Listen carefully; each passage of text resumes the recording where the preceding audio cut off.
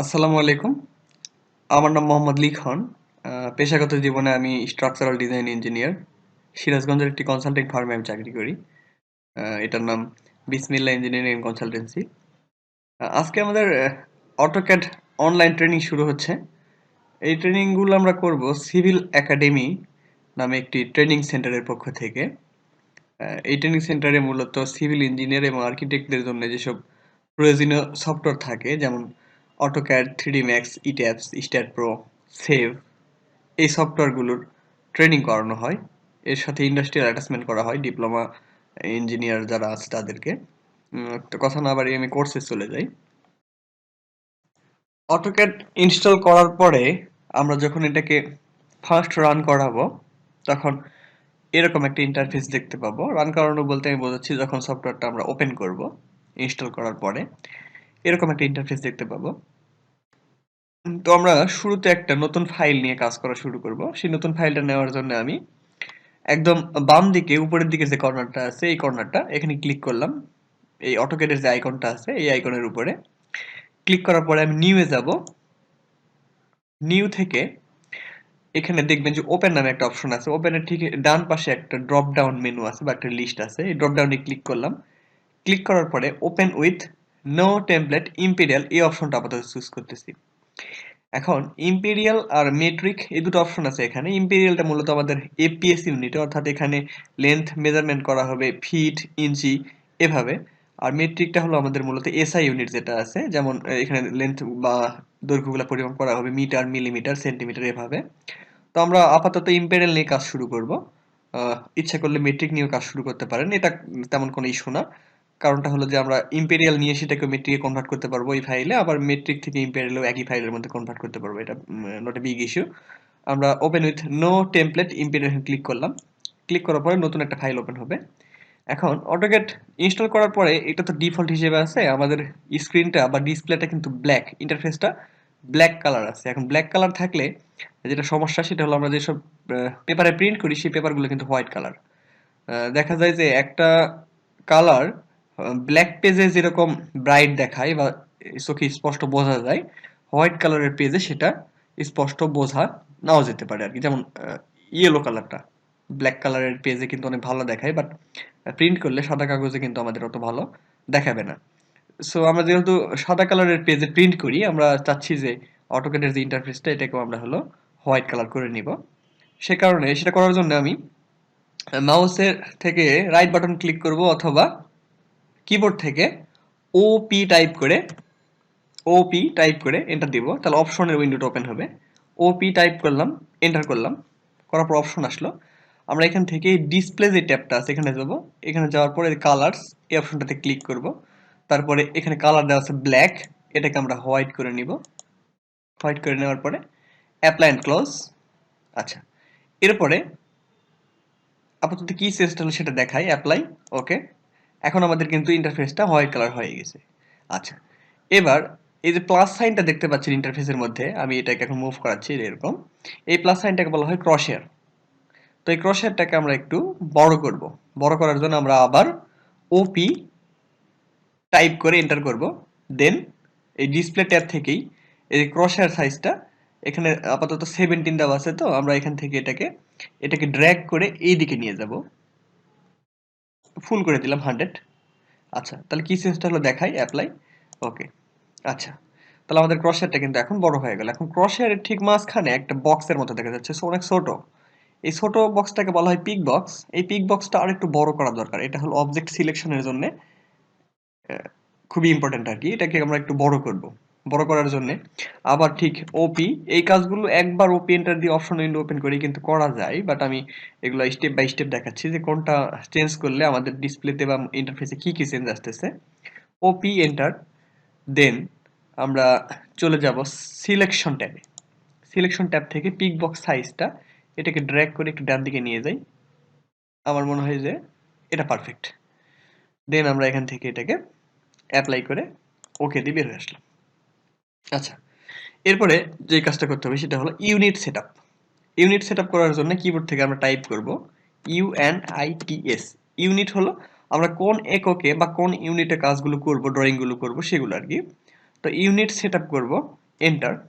আপাতত আমরা এটাকে ডেসিমেল আছে, ডেসিমেলটা মিটারে কাজ করে। আমরা ডেসিমেলটা এখানে ক্লিক করে অর্থাৎ এই ড্রপ ডাউনটাতে ক্লিক করে আর্কিটেকচারাল করে দিব। দেন প্রিসিশন এখান থেকে আমি হাফ রাখবো। এটা অ্যাকচুয়ালি শুদ্ধতার পরিমাপ আর কি। এটা আমি পরে বোঝাবো। পরে বোঝাবো বলতে এখনই বোঝাইনি। সেটা হলো যে দশমিকের পরে আমরা যেমন সংখ্যা ইউজ করি ২টা বা ৩টা। আমরা তো সাধারণত এক দশমিকের পরে ২টা সংখ্যা ইউজ করি। যেমন আহ, আমরা যদি ১০কে ৩ দিয়ে ভাগ করি তাহলে এর রেজাল্ট আসবে এরকম ক্যালকুলেটর 3.33333 অনেকগুলো 3 আসবে। এখান থেকে তো সবগুলো 3 লেখা যাবে না। আমরা দশমিকের পর ২টা 3 লিখি আর কি। যেমন ১০কে ৩ দিয়ে ভাগ করলে 3.33 হয় আর কি। আচ্ছা, যাই হোক, তো সেই আর কি শুদ্ধতার পরিমাপটা আমরা এখান থেকে হাফ ইঞ্চি রাখবো। এখান থেকে আমরা ওকে দিলাম। ওকে দেওয়ার পর ইউনিট সেটআপ আমাদের হলো। এবার আমরা লিমিট সেটআপ করব। লিমিট সেটআপ করার জন্য আবার কিবোর্ড থেকে টাইপ করব LIMITS। আচ্ছা, লিমিটস এন্টার। আমরা 0,0 এন্টার 50,000 কমা 50,000। তাহলে আমাদের এটা কি হলো, একটা পেজের লিমিট সেটআপ হলো, যেই পেজটা আমাদের এক্স অ্যাক্সিসে 50,000 ইঞ্চ লম্বা, ওয়াই অ্যাক্সিসেও 50,000 ইঞ্চ লম্বা। তো আমার এই ল্যাপটপটার মনিটরটা মাত্র 15 ইঞ্চি। তো একটা 15 ইঞ্চি পেজের মধ্যে আমাদের 50,000 ইঞ্চি সাইজের একটা পেজ এখানে আছে। তো এত বড় একটা জিনিসকে যখন আমরা একটা ছোট মনিটরে দেখতেছি, এটাকে অ্যাকচুয়ালি জুম করে দেখতে হবে, না হলে অবজেক্টগুলো স্পষ্ট বোঝা যাবে না। জুমটা করার জন্য আমি কি করব, কিবোর্ড থেকে জেড এন্টার দিব, দেন এ এন্টার দিব। আমি আবার দেখাই, জেড এন্টার এ এন্টার। তাহলে আমাদের এটা জুম হলো। আচ্ছা, জুম হওয়ার পরে আমরা এখন টেক্সট সেটআপ করব, টেক্সট স্টাইল সেটআপ করব। অ্যাকচুয়ালি টেক্সট স্টাইল সেটআপ করার জন্য আমরা অ্যানোটেশনে যাব। অ্যানোটেশন থেকে প্রথম অপশনটা, এটা হলো টেক্সট স্টাইল, নিচেটা হলো ডাইমেনশন স্টাইল, তার নিচেটা হলো লিডার স্টাইল বা মাল্টি লিডার স্টাইল, আর তার নিচেটা হলো টেবিল স্টাইল। আমরা শুরুতে এই অপশন দুটো নিয়ে কাজ করব, টেক্সট স্টাইল, দেন হলো ডাইমেনশন স্টাইল। আগে টেক্সট স্টাইল নিয়ে কাজ করব। টেক্সট স্টাইলের উপরে ক্লিক করলাম, করার পরে স্ট্যান্ডার্ড, এখানে এই যে টেক্সট স্টাইলটা আমাদের ডিফল্টে আছে, এটার নাম হলো স্ট্যান্ডার্ড টেক্সট স্টাইল।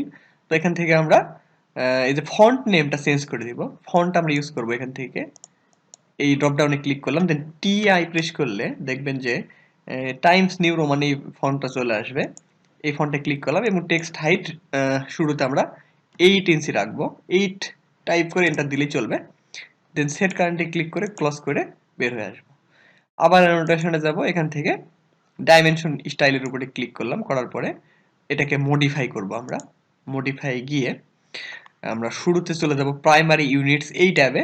এখান থেকে ইউনিট সেটআপ যেভাবে করেছিলাম সেভাবে ইউনিট ফরম্যাট আমরা দিব আর্কিটেকচারাল, প্রিসিশন দিব আমরা হাফ। এরপরে আমরা চলে যাব লাইনসে। লাইনসে যাওয়ার পরে আমরা এক্সটেন্ড বিয়ন্ড ডাইমেনশন লাইন, এটা আমরা এখান থেকে 4 ইঞ্চি রাখতেছি। এগুলো 4-5 করলে কি হয় সেগুলো আমি পরে দেখাবো। আপাতত আমি যেভাবে কাজ করতেছি ঠিক সেভাবে পেজটাকে আগে সেট আপ করে নিয়ে কাজটা শুরু করি। দেন এই অপশনগুলো আসলে কি কাজে ব্যবহার করতেছি, এখানে 4 ভ্যালুটা কেন দিচ্ছি বা কোন ভ্যালু কি কারণে দিচ্ছি সেগুলো আমি পরে বোঝাবো। 4 এন্টার দিলাম, দেন অফসেট ফ্রম অরিজিন এটা 0 রাখি। তারপরে আমরা সিম্বল অ্যান্ড অ্যারোতে যাব। অ্যারোতে গিয়ে অ্যারো সাইজটা আমি এখান থেকে 5 করে দিচ্ছি। এরপর আবার লাইনে যাই, লাইনে গিয়ে এই যে ডাইমেনশন লাইনের কালারটা আমি চেঞ্জ করে দেবো এখান থেকে। এখানে ক্লিক করলাম, ক্লিক করার পর সিলেক্ট কালারে যাব, গিয়ে এখান থেকে ধরেন এই কালারটা ইউজ করব। আর এক্সটেনশন লাইনের কালারটা আমি চেঞ্জ করব। এখানে ক্লিক করে সিলেক্ট কালারে গেলাম, দেন আমি এই কালারটা ইউজ করবো আর কি, ইন্ডেক্স কালার নাম্বার 8 এটা। ওকে, ওকে, সেট কারেন্ট, ক্লোজ।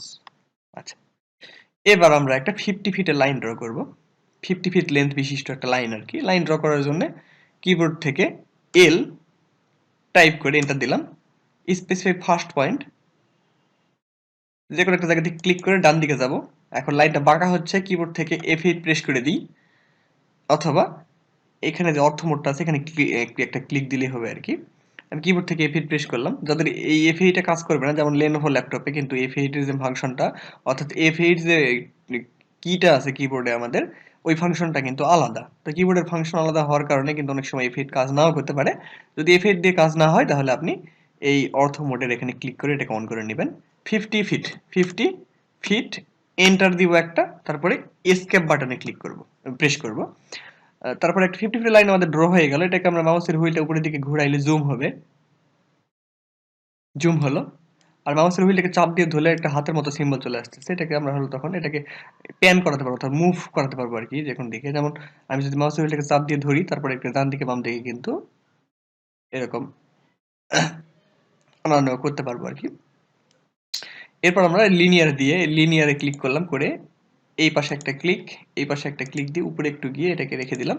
দেখেন 50 ফিট কিন্তু দেখাচ্ছে। এই 50 ফিটের লাইনটা ড্র করে দেখলাম যে আমাদের পেজ সেটআপ ঠিকভাবে হলো কিনা। নেক্সট টিউটোরিয়াল থেকে আমি একদম লাইন থেকে শুরু করবো, যে কিভাবে লাইন ড্র করতে হয়, কিভাবে পলিলাইন ড্র করতে হয়, মানে একটা একটা করে টুলসের কাজ শুরু করবো আর কি। তো আজকে আমাদের এই পেজ সেটআপ পর্যন্তই। সবাই ভালো থাকবেন, সুস্থ থাকবেন। খোদা হাফেজ।